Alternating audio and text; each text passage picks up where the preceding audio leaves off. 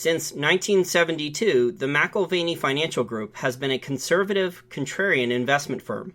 With that mindset, they have created a multifaceted approach to portfolio management, offering a wide array of services including hedging through precious metals, wealth advising, a unique short fund, and an excellent educational resources. We have had David McIlvaney on our show multiple times because we respect his outlook, viewpoints, and recommendations. You really need to take advantage of the free portfolio risk analysis and bank safety ratings they're offering our listeners. Just call them at 1-800-525-9556, and you will be put in touch with an advisor with years of experience who can take 15 minutes and give you a much better understanding of what true portfolio diversification is. Again, call them at 1-800-525-9556 and benefit from their expertise. Hi everyone, this is Jason Bjark of Wall Street from Main Street. Welcome back to another Wall Street from Main Street podcast interview. Today's special guest is a returning guest. He is an entrepreneur, investor, journalist, monetary scientist, and ardent defender of the freedom of speech. He holds degrees in accounting and law, and he has studied Austrian school economics, focusing on Murray Rothbard and Ludwig von Mises. He's also the host of the Bitcoin Knowledge podcast, which I've listened to some of the episodes to prepare for this interview, and they're pretty darn good. Trace Meyer, thank you for coming back. Oh, glad to be here, Jason. Glad to be a returning guest, too. glad I had something useful to say last time. Now, Trace, I want to ask you about a blast from the past. When I first found your work, Bitcoin hadn't even been invented yet, I don't think. You had released this book called The Great Credit Contraction. I think it was 2009. So let's talk about the book, The Great Credit Contraction. Are you surprised that we are still talking almost 10 years later about old bubbles that have been reinflated and new credit bubbles after the 2008 financial crisis? Not really. I mean, for anyone who's read the book, it's like, oh, well, this is happening pretty much exactly as we thought it would. And by the way, the book is available for free download now for people. I figured I'd just give it away, like so much of my work these days. But no, we're not really surprised about what's happening.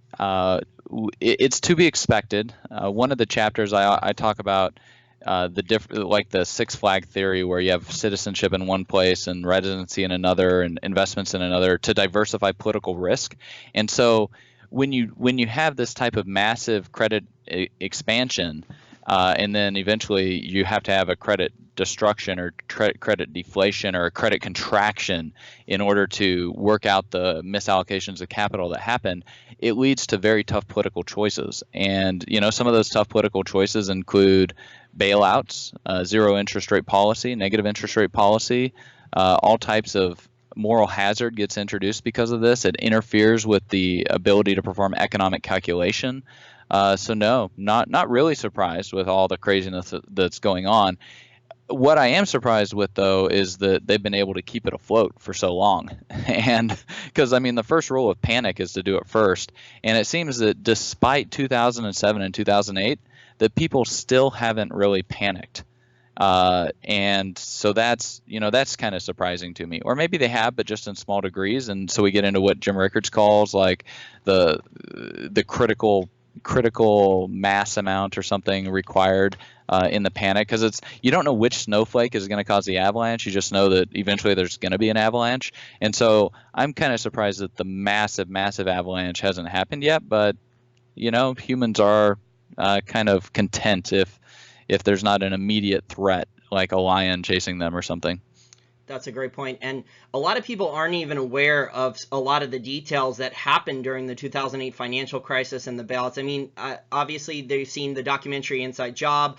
We saw the Big Short movie come out. But other than that, the average layman probably understands very little. I think they're a low information voter. One of the things I've learned and why I think there hasn't been that panic yet is because so many of the rules have been changed, Trace. So, the banks were allowed to basically mark their assets to whatever. And here we are on financial television. We have analysts talking about how cheap American bank stocks are, not acknowledging, that they're not using generally accepted accounting principles. Well, I think we should keep in mind that first, fake news is a real thing. It started with Operation Mockingbird back in the mid-50s, where the CIA would place agents in the major mainstream news organizations like newspapers and television stations and radio, and then they became part of the gatekeepers. So the news for at least the last 50, 60 years has been highly politically controlled. And so we don't have real news, we have fake news. And that's part of what's happened with the internet is the keys to the press, the keys to news and sharing information have been very widely distributed now. You've got sites like WikiLeaks, you've got channels like yours and podcasts like mine and Amazon where you can sell all types of different books. And, so this ability to spread ideas the cost to do so has been drastically reduced, kind of like when the Gutenberg press came out. And so that is making it much more difficult to manage public perception and opinion because people are starting to realize, oh, it is fake news. I can't trust a single thing that any of these mainstream news channels talk about. Yes, exactly. And what they're trying to do to counter this now is they're starting to work very hard with these censorship algorithms, whether it's YouTube or Twitter. Twitter does shadow banning, but YouTube now, Trace, is now demonetizing tons of videos that don't agree with the mainstream narrative. So they're not removing videos per se, but they have these censorship algorithms that can destroy the growth in your channel. Since September of 2016, all my analytics are down 80% across the board, and it really started to increase during the election season. It's just not fair at all, but they keep changing the rules. That's another thing, also about why we haven't had a mass hysteria with people panicking and dumping the dollar, selling their stocks, is it seems that a lot of the people in power, Trace, the elites, the economic and political elites, they either are lawyers or they can hire the best lawyers and they get the rules changed for them, so they don't go bankrupt, they don't go to prison, and it just seems like an unfair, rigged system where the rules are constantly changing. The football analogy I use is the goalposts are moved while the field goal's already up in the air. Yeah, or it's turned sideways, so it's not even possible for it to go through.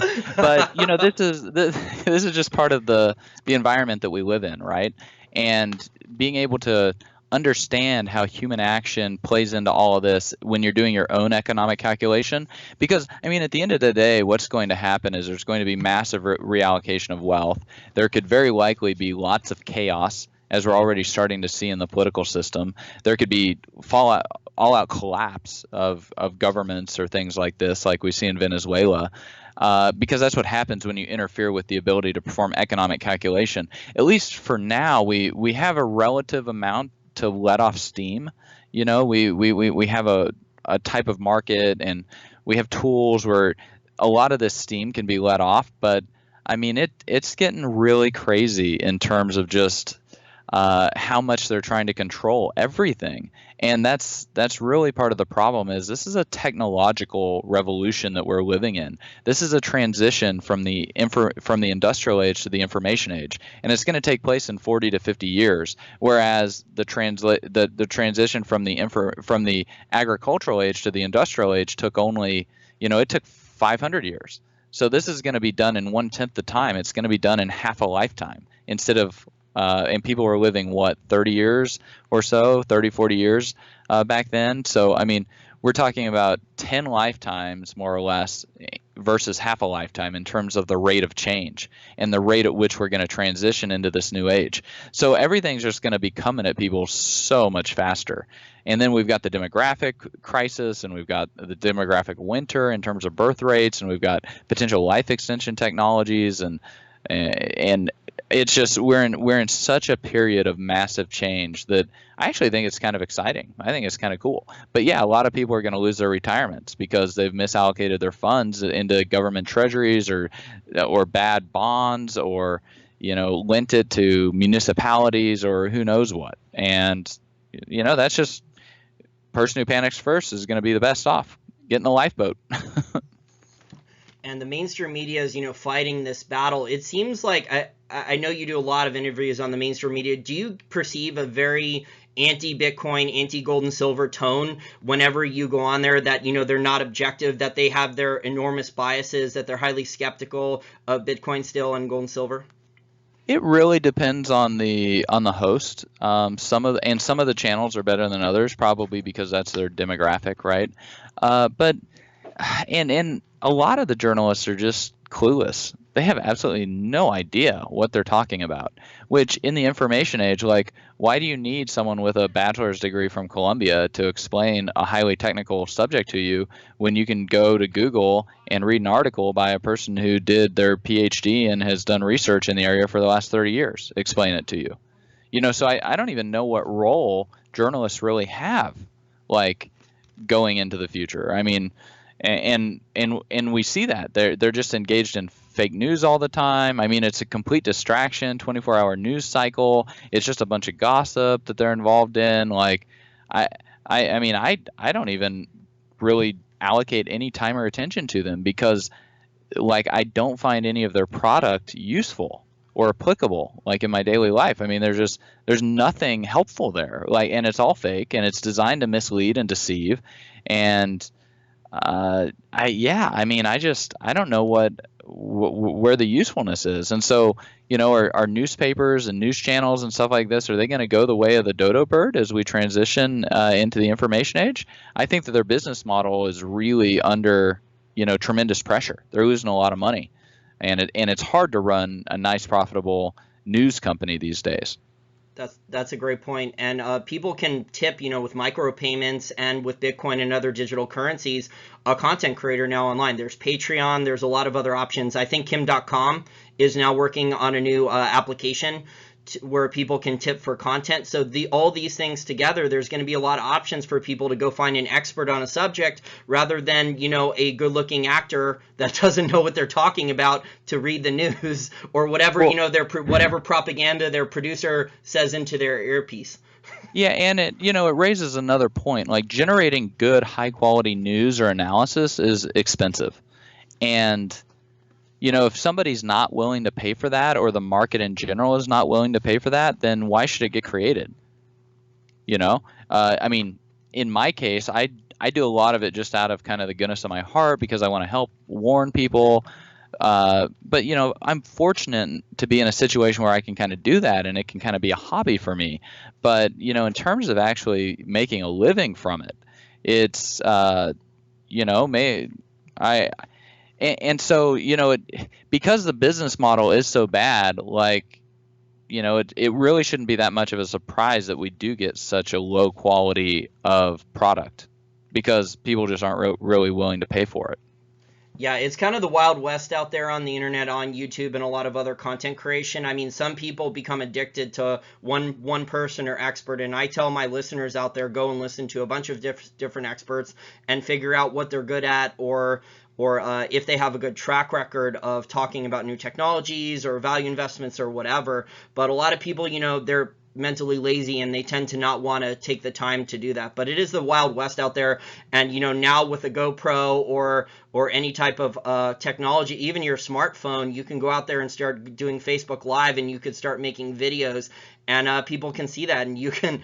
Some of it's not going to be good, but it gets a lot of views sometimes if it's a pretty girl or they're covering like a weird news event or a protest or something like that. So I mean, so I don't know if I would view all of it as knowledge and gathering information, but I think a lot of it's more entertainment purposes that people. Yeah.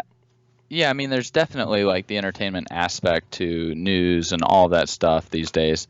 But like for people that really want to seek out good, high quality content, it's definitely out there, and people can definitely find it.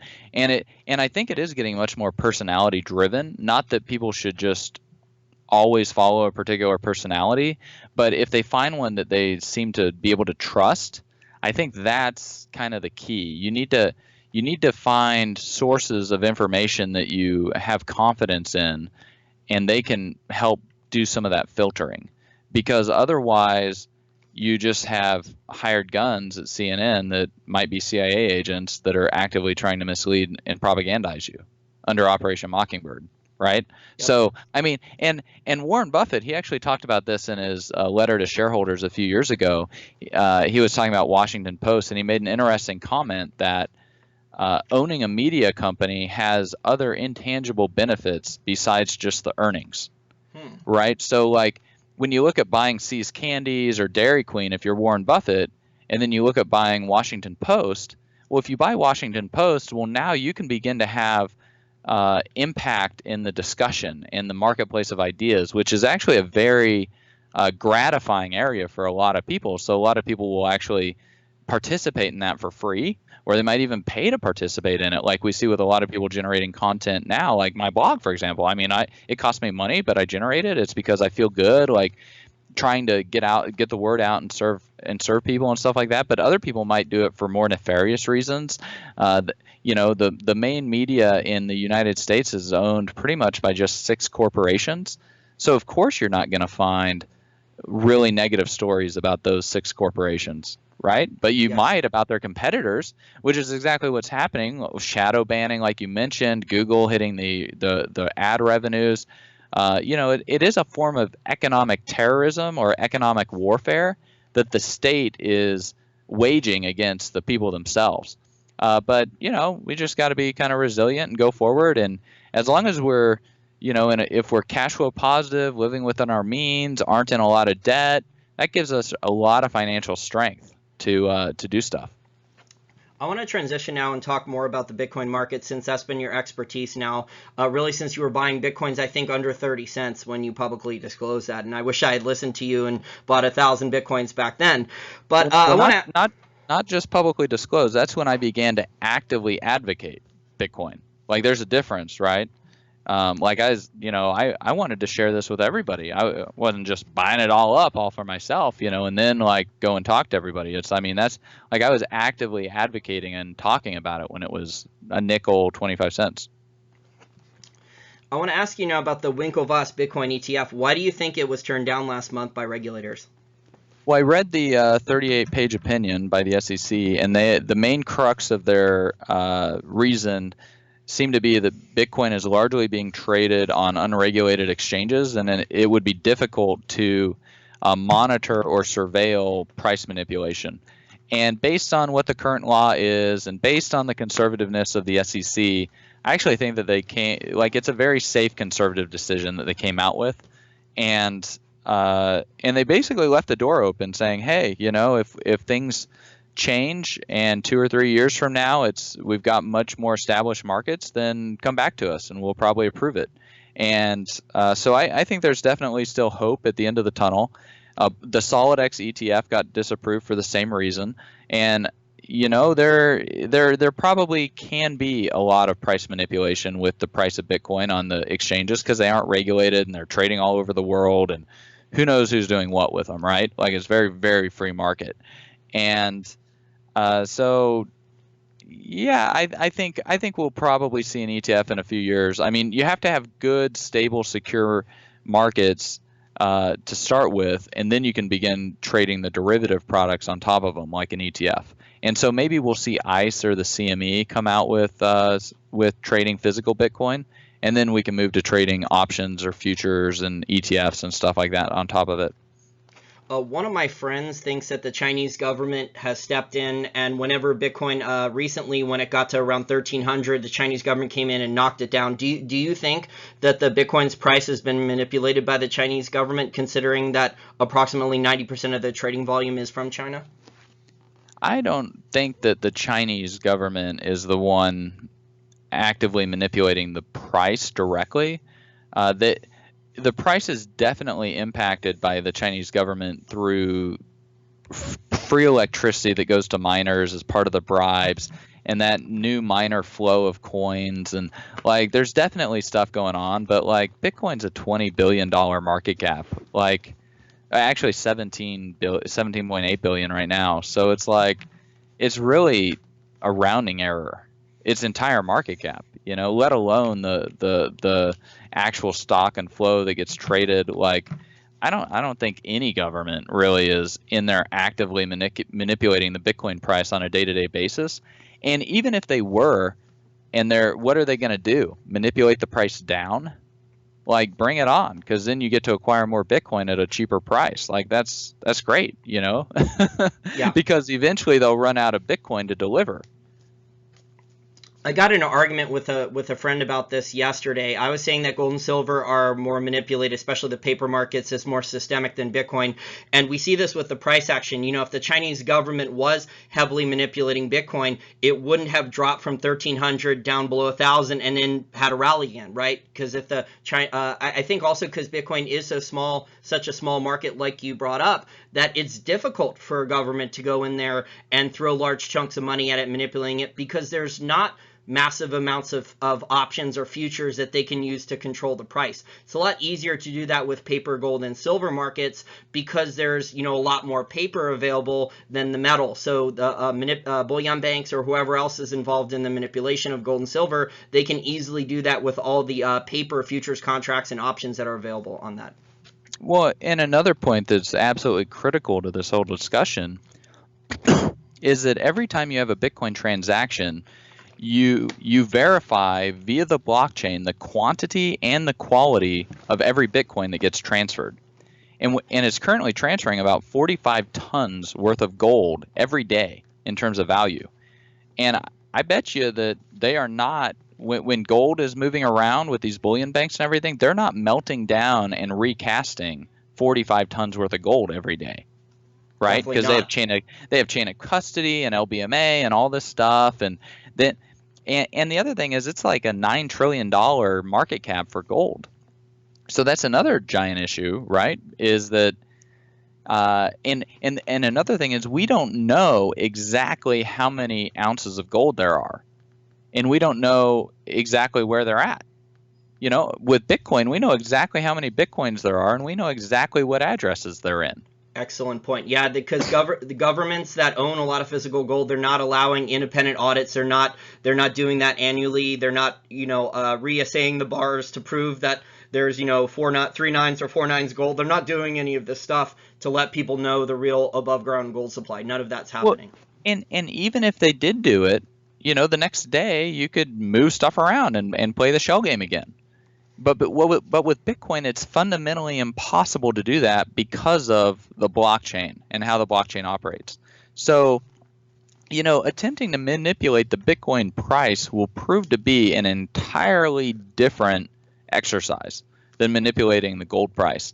And if you try to manipulate the price down, and I understand the reason you'd want to do that, because the value or the ability to issue what we use as currency is infinitely more valuable than the price of a portfolio asset.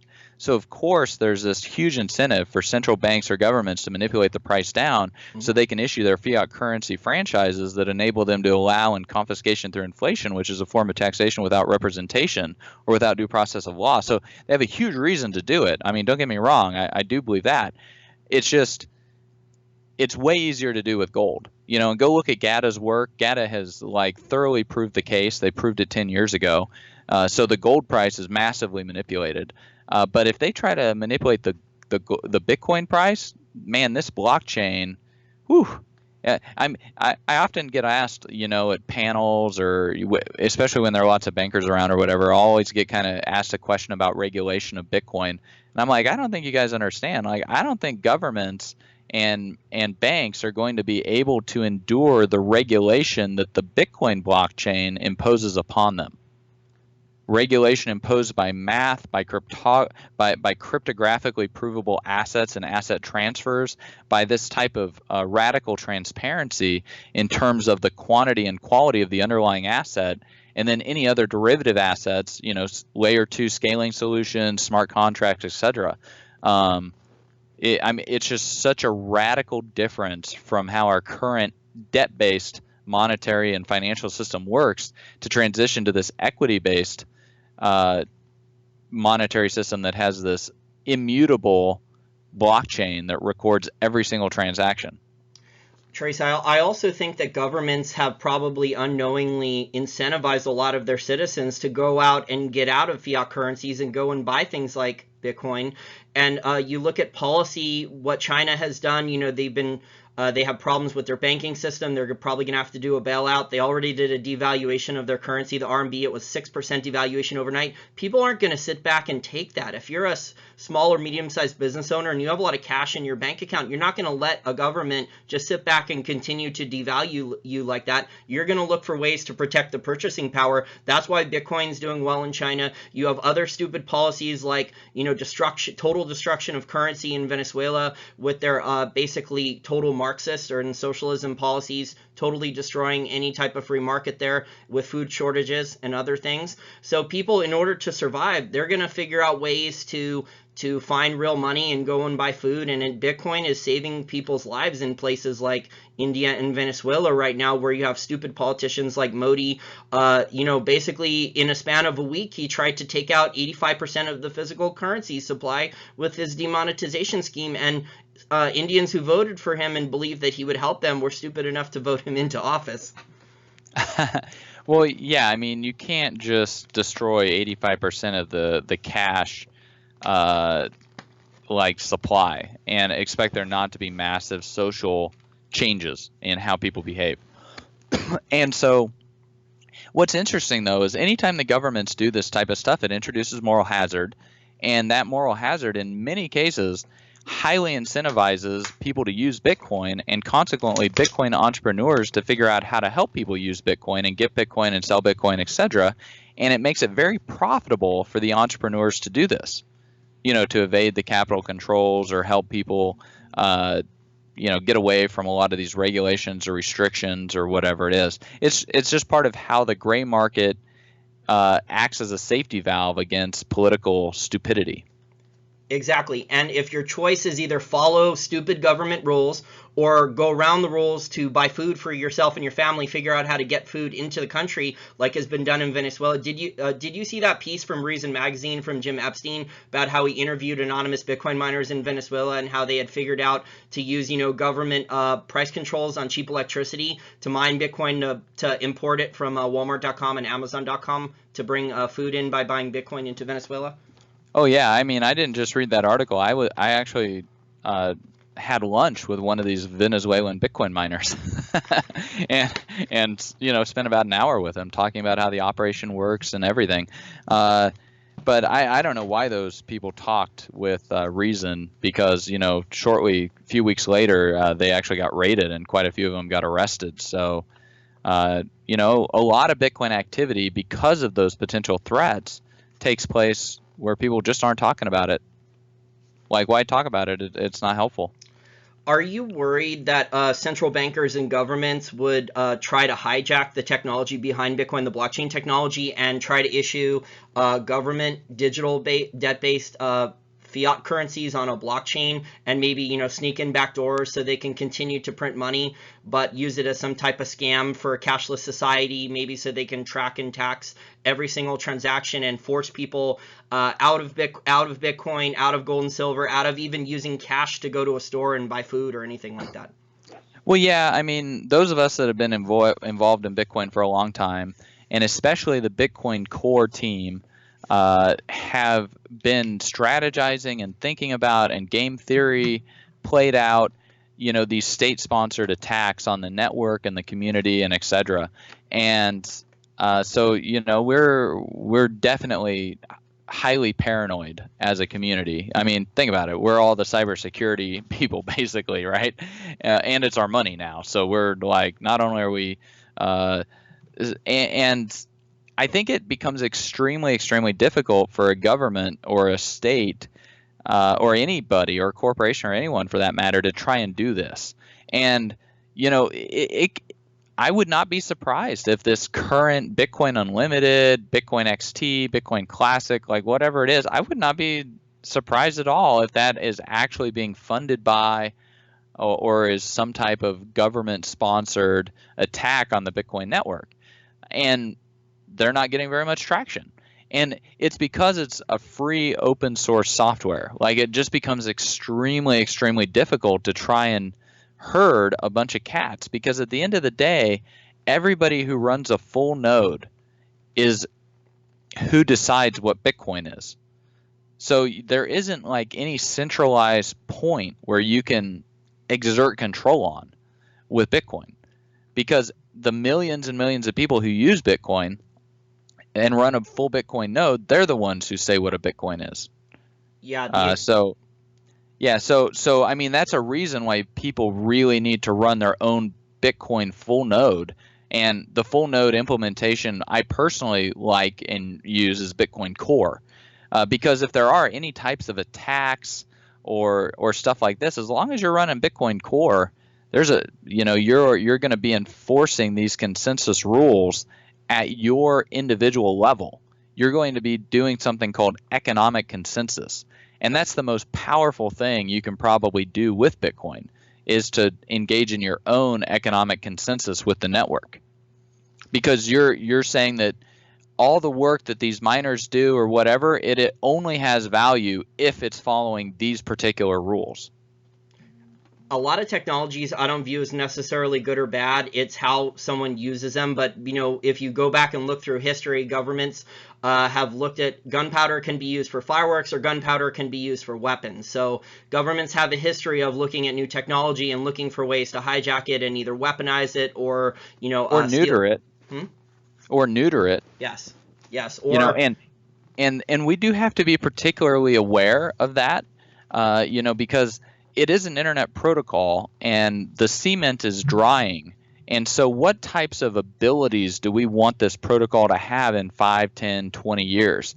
And Bitcoin Core, they definitely have they have an agenda for it. And that agenda includes censorship resistant, fungible, immutable, a lot of these characteristics that everybody who is using Bitcoin really, really likes, and that's why they value it, right? And so that's why they run Bitcoin Core, and that's why they enforce the Bitcoin consensus rules as applied in the Bitcoin Core software. I mean, we're looking at, out of 55,000 full nodes at any given time, 93% are running Bitcoin Core software. So there's this very strong economic consensus and this very strong vote of confidence in the type of rules that Bitcoin currently has. And so, if a government wants to come in and try and change any of those rules, it's got to get every individual to run software that enforces with the new rules. Well, why do I want to enforce these new rules? That maybe instead of 21 million Bitcoins, there's 21 trillion. Kind of like the Federal Reserve. I don't want those rules. Like, I don't want miners to be in charge of the rules. Like, I'm in charge of the rules. I decide what a Bitcoin is. Every individual gets that choice with Bitcoin. I think the governments, I don't think they can easily attack the blockchain and disrupt it that way. I think, what they've been trying to do is mostly go after the on-ramps and the off-ramps, like the IRS went after Coinbase, to try to reveal more of its customers. Yeah, there's definitely a lot of that happens, which just comes with the territory, Like, you can't uninvent the Gutenberg printing press, but you can come up with the copyright and begin exerting force at different choke points and stuff like that. But that just kind of is what it is. Yeah, and you had Brock Pierce on your podcast recently. I listened to that episode, and he was mentioning how one of his companies was helping out with the Bank of Canada testing their own government-issued digital blockchain for the Canadian dollar that's working with the large Canadian banks. So, and I'm friends with Perry-Ann Boring over the Chamber of Digital Commerce. I was just at the DC Blockchain Summit event, that conference a couple weeks ago, and it sounds like a lot of different governments are testing their own versions of blockchain to potentially roll out in the future, not anytime soon, not this year, next year, but in the next 5 to 10 years, testing it out now. But I think it's good that a lot of corporations are making investments. I think over $1 billion has been invested by Wall Street, large corporations, and Silicon Valley into blockchain infrastructure. And it looks like, Trace, now that we've gone from kind of, this experiment, which is what Bitcoin originally was, that it's transitioning now over the next few years into a productive technology that large corporations will actually implement on the back end to, solve problems, help efficiencies, save them a lot of money going forward. Yeah, we're definitely seeing all of that happen. I mean, Delaware, the governor of Delaware announced that they're going to be putting all corporate records on the blockchain. So like articles of incorporation and corporate charters, and then any type of commercial paper, debt issuance things. So it makes tracking that and using it as evidence in court just a whole lot easier. So I mean, yeah, we're seeing blockchain technology get rolled out and applied. Corporate America hasn't necessarily settled on Bitcoin yet, but as the technology in Bitcoin gets built out and is superior and is trusted and has all this uptime, the thought is that they will use Bitcoin in addition to whatever other technology they may be trying to use, because Bitcoin will be more secure and more stable. And I think that's kind of the trend where we're going and what we're seeing too.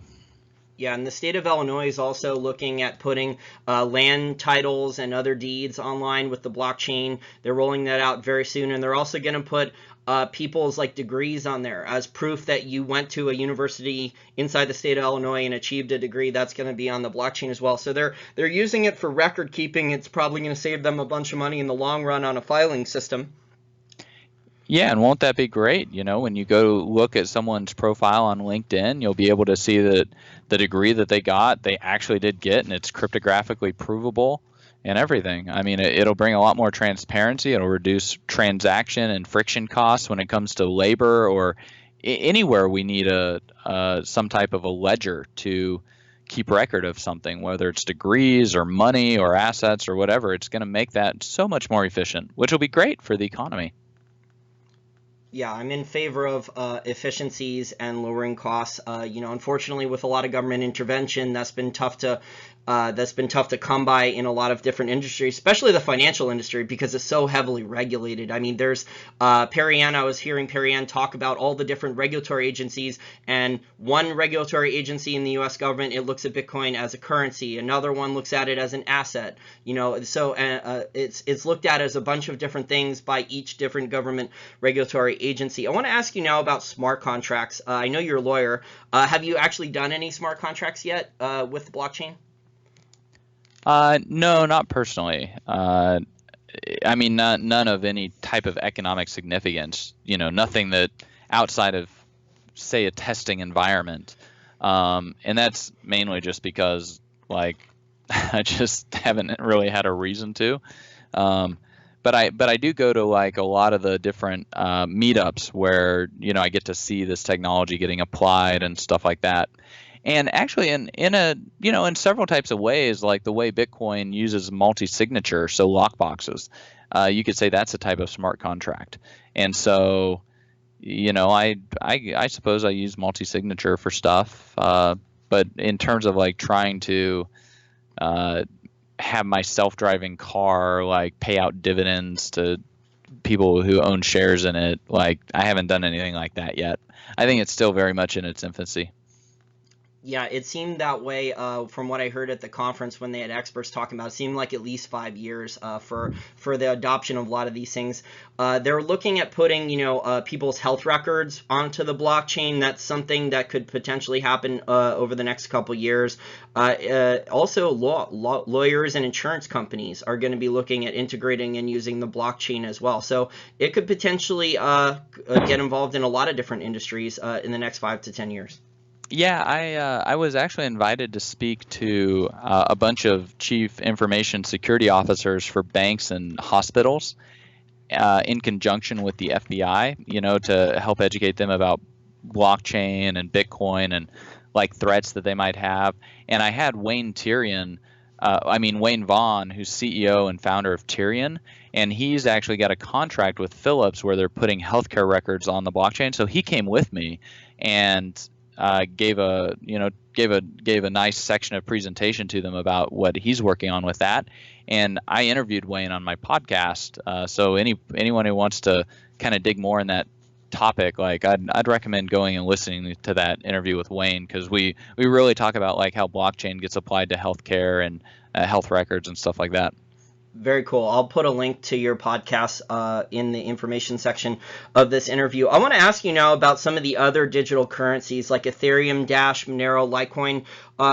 Is there any competitive advantage with these coins compared to Bitcoin? Is there anything that will give them long-term differentiation, or are they too similar to Bitcoin and you think these are all going to die? I don't think they're going to die. But, so Monero and Dash, let's look at those first. They're trying to become privacy coins. Dash, I don't really know if I trust how they try to make their coins fungible. Monero, though, seems to have pretty good privacy tech. Problem with Monero is that it's pretty much only GUI based. Both of them, both Monero and Dash, I think are way overvalued right now. I had interviewed Evan on my podcast back in February of 2016. Dash was about $3. And Dash, it went all the way up to $9 in the first part of December. And a couple weeks ago, it hit like $120. Whoa. So it went from $3 to $120 in about 14 months. And it's since corrected to like $68. But if you look at the amount of transaction fees paid in US dollars, and you look at Bitcoin's market cap, and you look at Dash's market cap, and you look at these relative valuations, then Dash should be about $10 right now. And so it's interesting that before this massive pump of the Dash price to a $700 million market cap, now it's at 492. It's trading about fair value. But it ran all the way to 120. Yeah, it's going to correct. Let's just look at the 200-day moving average on this stuff. And it's the same for all of the, pretty much all the altcoins. Whether it's Monero, Litecoin, Dash, Ripple, Ethereum, all of them are trading way above their 200-day moving averages. Ethereum, they're supposed to be much more of a consumable currency. So they kind of want to be more like oil instead of gold, right? Bitcoin wants to be like this digital gold settlement currency, ultra secure. Ethereum, on the other hand, it has hard fork security issues all the time. Just a complete disaster in terms of security. But hey, it's kind of working for the smart contract implementation, and it even hit like $50. It hit like a $4.5 billion market cap.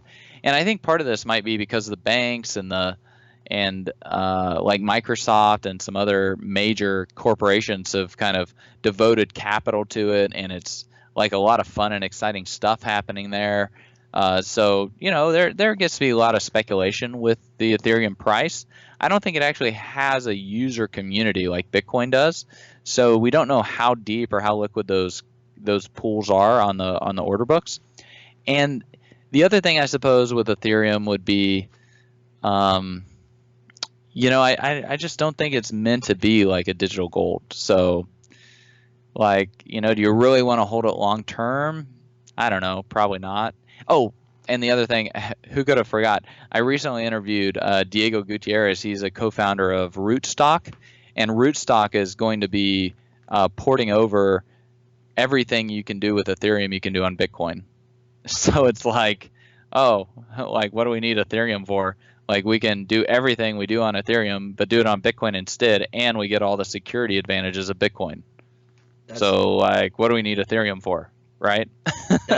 That's interesting. These altcoins are trading a lot like biotechnology stocks. The biotechnology stocks, the junior ones, they don't make any money. Maybe they have a good lab result, so it's all news-based PRs. So, we got an investment from these guys. We're still not going to make any money, but we got investment in these, or these guys are interested in testing out, and so, the price of the coin jumps. So that's how and it's like a $27 billion market cap for the entire industry. 18.4 billion of that's in Bitcoin. I just pulled up the latest numbers. So keep that in mind. Junior gold miners, highly volatile, speculative, et cetera, et cetera. Bitcoin is making up 68.3% of the market cap.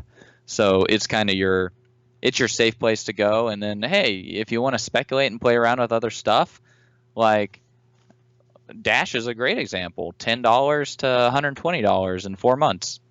Have some fun with that, Is there a lot of hedging available? Is there a lot of options that you can do to protect your gains? So if you do get one of those big pops in something like Dash, from 9 to 100 something. Is there a way to hedge your gains, or you just basically have to sell all your position then and cash out?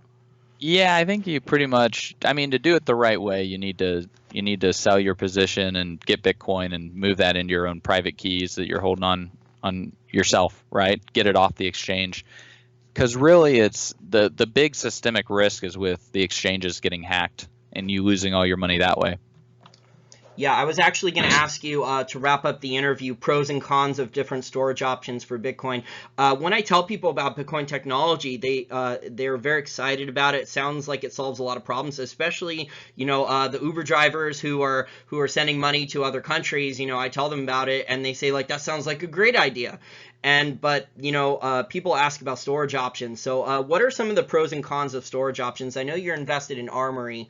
But can you talk about the different storage options and pros and cons of different ones? Yeah, so Armory is like the gold standard for securing Bitcoin in safe, secure way.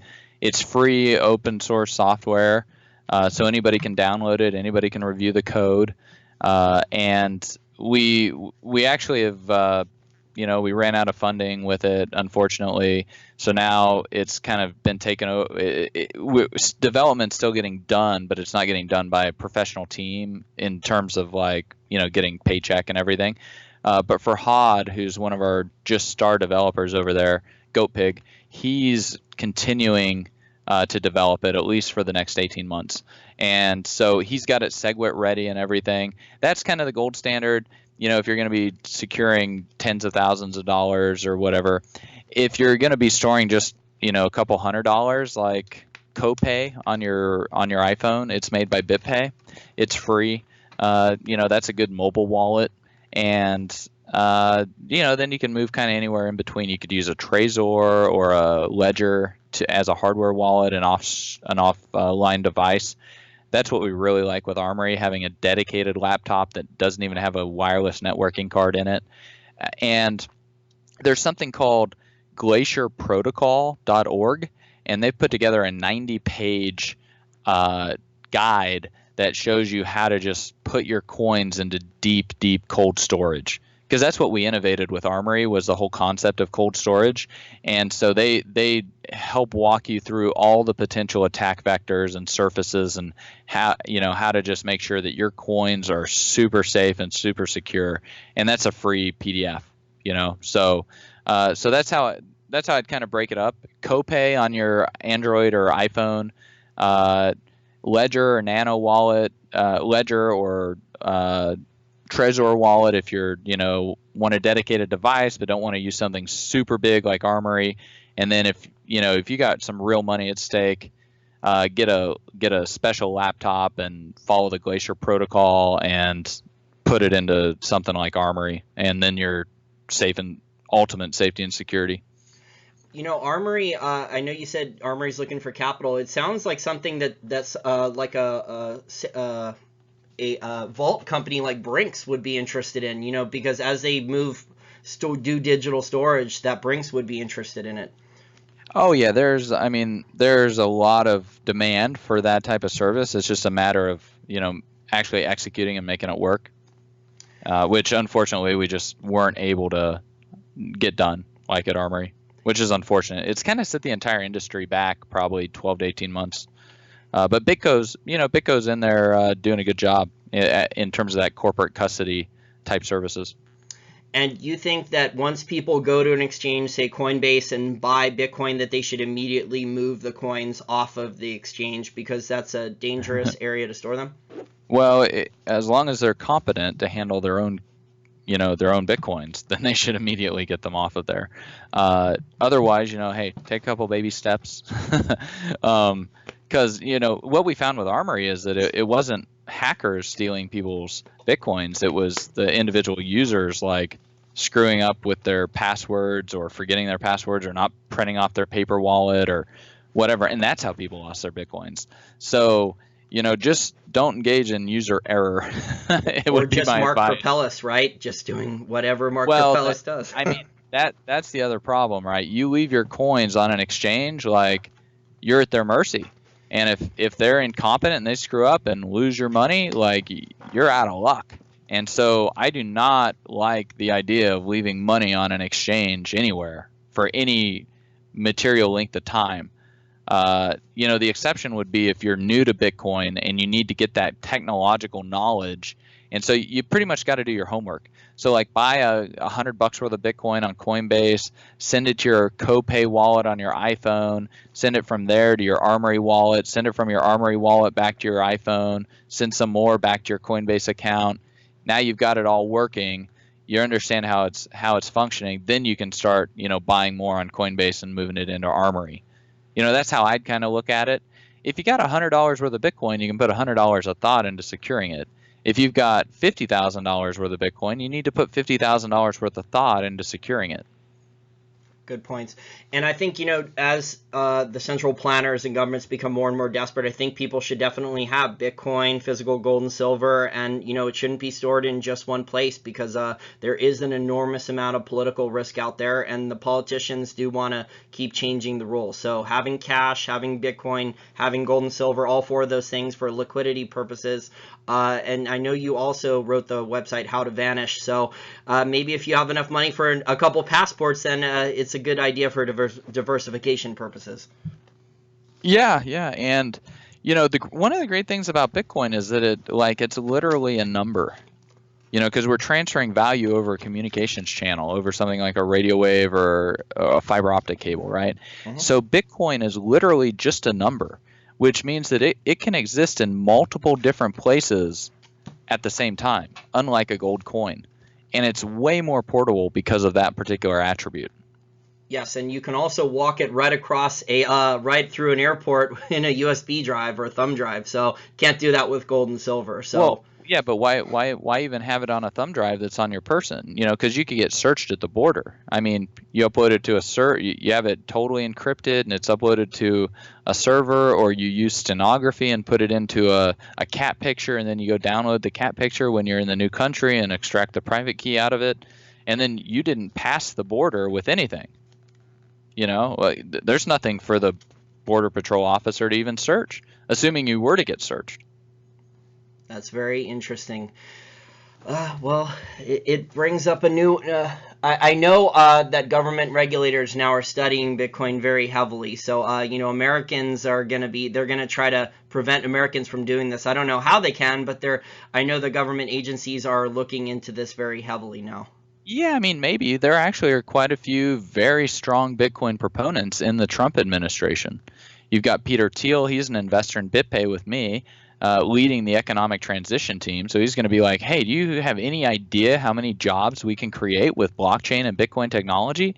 Then you've got Mulvaney, who just got confirmed to be the budget director, Office of Budget Management, I think, and former senator, and he's a huge Bitcoin proponent, and that's cabinet level position. Then you've got several other congressmen and senators. So, maybe the tide's turning and the U.S. is deciding, what, maybe we should make math legal in the United States. Maybe we should stop trying to make numbers illegal, because there are actually illegal primes. It's illegal to possess certain prime numbers in the United States. So maybe they'll stop this crazy war on math and scientists that they're waging. Because we like our Isaac Newtons and Copernicuses and Galileos. They help us move the world forward. That's very interesting that people at the top are pro Bitcoin. I know I actually speak off the record with medium, like middle level management people in government agencies and lower level, and they don't share the same views. But these people are career bureaucrats. They're not libertarian. They're not even Republican. A lot of them are hardcore Democrats. So they don't like anyone who's rich. They are naturally skeptical of anyone who's been making a lot of money lately or providing a new technology. They think it'll hurt the government or hurt their way to change the world with their central planning. Yeah, well, they don't change the world. They're just cogs in a machine that don't really matter and are completely replaceable and disposable. So I agree with you, but if I said that to their face, I don't think it would end well. I mean, it's the truth though. Like, yeah, I mean, if they want to really have an impact on the world and they want to have a legacy of any kind, like, they should go out and build something new. You know what I mean? Like, That's what's happening in Bitcoin and technology in general. I mean, people are building a new world. I would Amazon, Facebook, Bitcoin, Uber, all this yeah, stuff. yeah. Uber, Uber yeah. disrupted that taxi cab monopoly, which is ridiculous. Yeah, Yeah, and I mean, yeah, so hey, do you want to be a nameless, faceless bureaucrat that has trammeled progress and persecuted Copernicus, or do you want to actually build a better world? And build something new that like helps people and helps people's lives.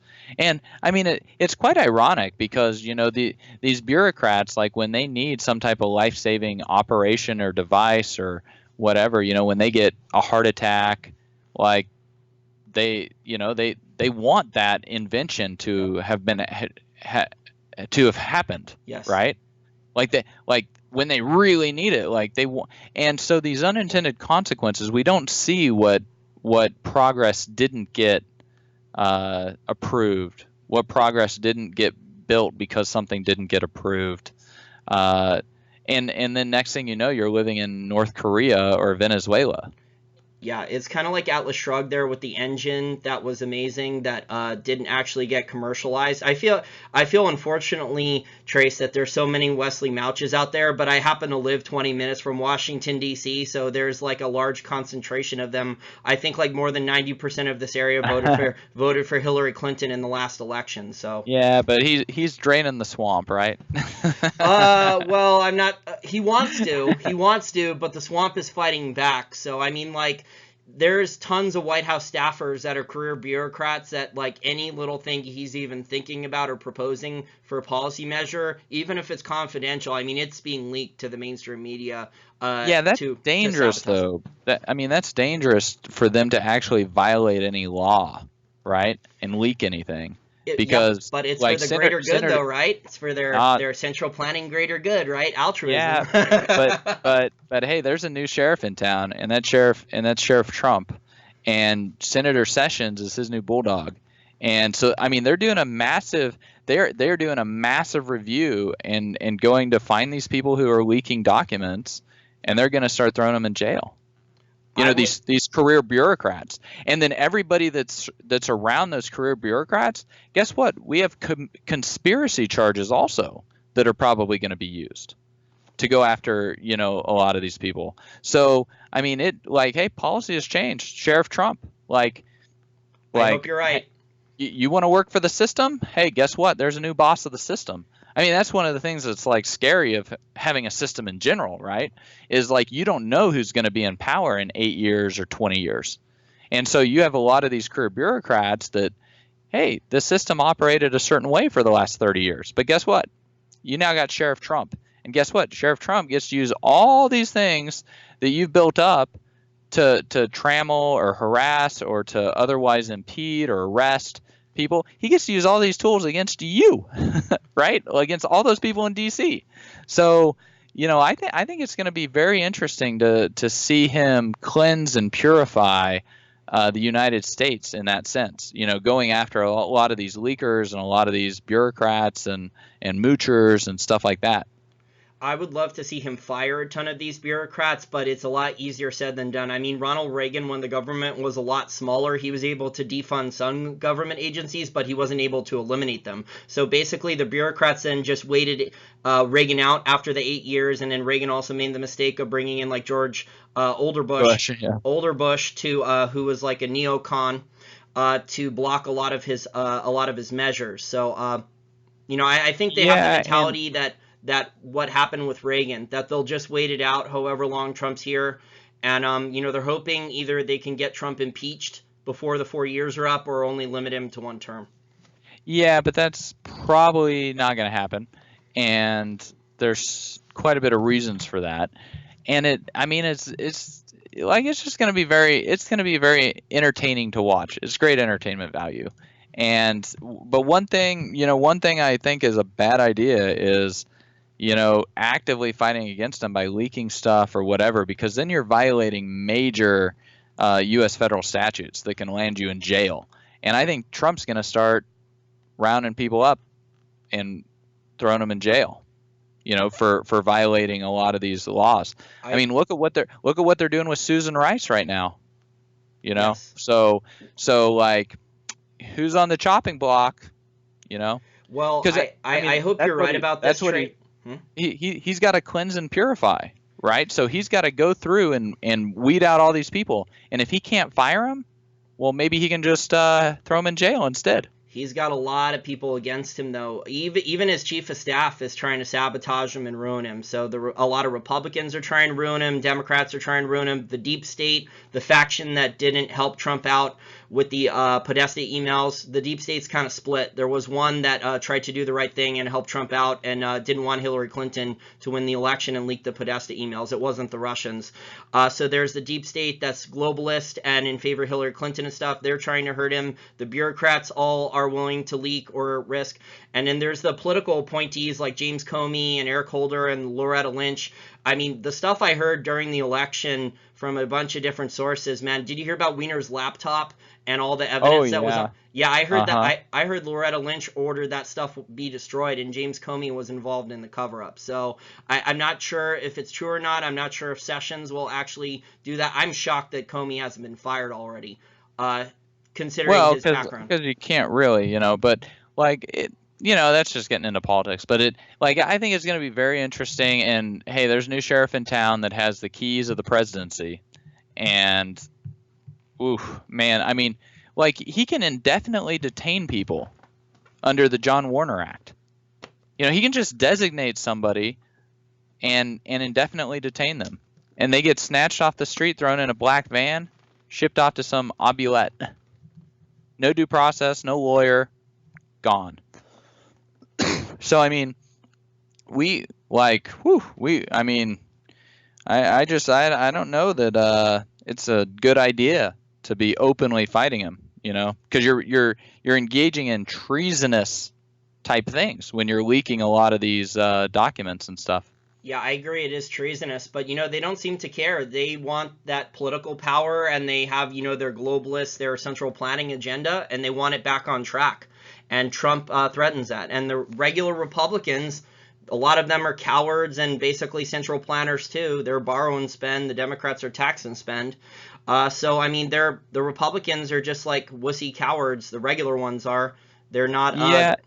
Yeah, but Trump didn't just get elected all on his own, right? There have to be a lot of people that are supporting Trump, and so everybody in these intelligence agencies or other government departments, how do they know that they can trust the other person in the office or the cubicle? How do they know that that person isn't actually like a Trump supporter that's gathering a bunch of data and information and just watching what they do, or maybe even helping them do some of the stuff so that they can get them arrested and like thrown in the pokey? You know, Michael Flynn. What great bait. You know, how do you think they caught Susan Rice? It's pretty funny. So I mean, like, it's kind of a fun game of cat and mouse, but people got to understand, like, Trump's the cat now.